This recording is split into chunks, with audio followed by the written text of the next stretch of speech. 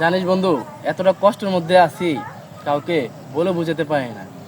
আসলে আমরা বিপদে পড়লে কে আপন মানুষ কে পর বোঝা যায়। বন্ধু, আমি এই ডিসেম্বর মাসে অনেকটা বিপদে আছি, অনেকটা মানসিক ডিপ্রেশন, মানসিক টেনশন, এতটা কষ্ট আছে বন্ধু, জানিস না কতটা কষ্ট আছি, একমাত্র আল্লাহ ভালো জানে। তো আমার এই বিপদের সময় না, কেউ আমার পাশে থাকে না। আসলে মানুষের বিপদ আসলে বোঝা যায় কে আপন আর কে পর।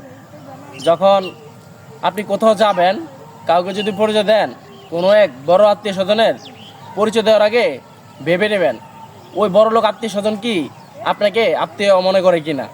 আসলে এখন যারা বিপদে পড়লে মানুষ চেনা যায়। আমি এখন ডিসেম্বর মাসে পুরো মাসটাতে অনেক বিপদে আছি, অনেক টেনশনে আছি। কিছু টাকা পয়সা নিয়ে আমি বাহিরে চলে যাব প্রবাসে, তো সব টাকা রেডি করতে পারি নাই। এখন এতটা কষ্টে আছি, আমার কি বলবো। আমি ভিসার জন্য সবগুলো টাকা দিতে পারি নাই। এখন আমি যদি টাইম মতো যদি টাকাগুলো না দিতে পারি, আমার হাতে আর সময় আছে 1 সপ্তাহ। 1 সপ্তাহের মধ্যে যদি বাকি টাকাগুলো না দিতে পারি, আমার ভিসাটা ক্যান্সেল হয়ে যাবে। এখন বাকি টাকাগুলো ম্যানেজ করার জন্য কত মানুষের দৌড়াইছি, যাদের কাছে কখনো হাত পাতি নাই তাদের কাছেও হাত পাততেছি, কিন্তু আমার টাকাটা এখনো ম্যানেজ হয় না। তো সবাই আমার জন্য একটু দোয়া করবেন, যেন আল্লাহ আমার মনের আশাগুলো পূর্ণ করে, আমি যেন দূর প্রবাসে চলে যেতে পারি, আর আমার টাকাগুলো যেন ব্যবস্থা হয়। বন্ধু, খুব কষ্ট বন্ধু লাগে। তুই বন্ধু তুই আমার উপরে ভরসা রাখ, ইনশাআল্লাহ টাকার ব্যবস্থা হবে। আমি আমার শ্বশুর শাশুড়িকে বলবো এই মুহূর্তে আমার 1 লক্ষ টাকার দরকার। আমার বন্ধু বিদেশে যাচ্ছে, 1 লক্ষ টাকার জন্য আমার ফ্লাইটটা ক্যান্সেল হয়ে দেবো।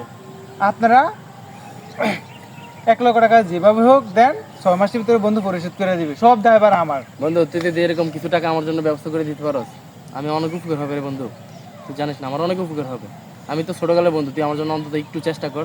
অবশ্যই অবশ্যই বন্ধু, আমি যদি তোর জন্য কিছু করতে পারি তাহলে যে স্বার্থ অনেক ভালো লাগবে, নিজের সার্থকটা পূর্ণ হাসিল হইব। এটা হচ্ছে সত্যিকারের করতে বন্ধুত্ব। পারছি বন্ধুর জন্য কিছু। ঠিক আছে বন্ধু, ভালো থাক। আচ্ছা, ওকে, তুই ভালো থাক।